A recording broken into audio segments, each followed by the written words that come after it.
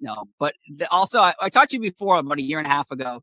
I never asked you about the Flying Elvises in TNA. You explain to me the Flying Elvises. Whose idea is this, and why is it part of your history forever?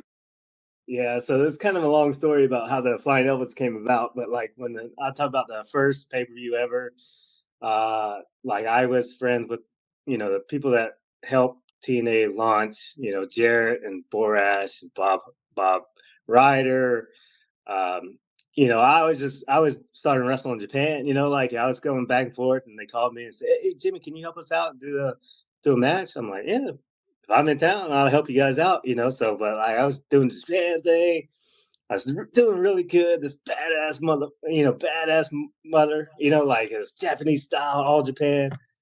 They fly me in to Huntsville, Alabama, and I thought it was gonna be a little show, but then I realized I pulled up to the arena. I was like, "Holy shit, this is kind of a big deal," So I'm like, "Shit," and then I walk in and I can't remember who came up to me and said, "Hey, you need to go see Rick Michaels. He has your costume." I'm like, "Costume? What the fuck? I ain't wearing no costume. I'm fucking Jimmy Yang from Japan." Like, no way, And I went to go see Rick, and they pulled up this Elvis costume. I was like, "Who's that for?" He said, "No, that's yours." I was like, "Fuck that! I'm not wearing that. What are you talking about?"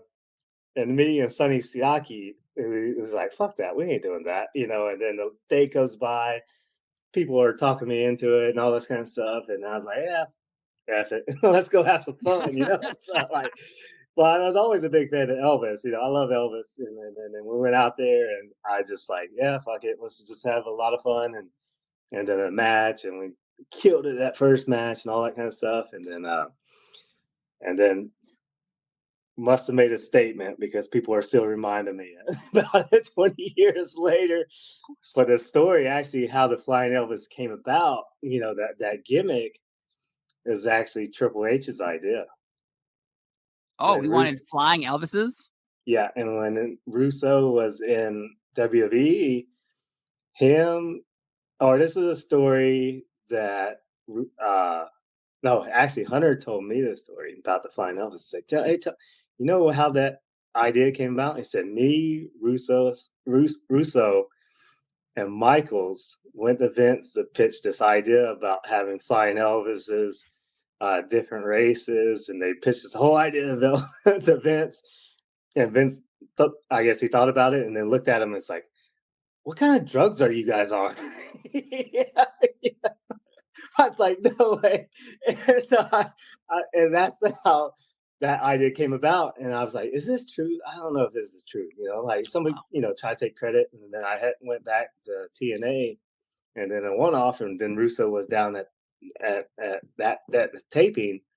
And I went right up to him. I say, "Hey, bro, like, uh, Hunter told me this story about the Elvises." He said, "Yeah, yeah, yeah. Vince told us this, what kind of drugs we're on." I was like, "Actually, that's true." Y'all came up with the idea in WWE, Hunter, Shawn, and him, and then he took it to TNA. So that's the origin story of the Elvises. Jesus. So what That's drugs were they on? That's the mystery. Yeah. It was the 80s or 90s wrestling, so probably a little bit. Yes, marijuana. Yes. Yeah. So.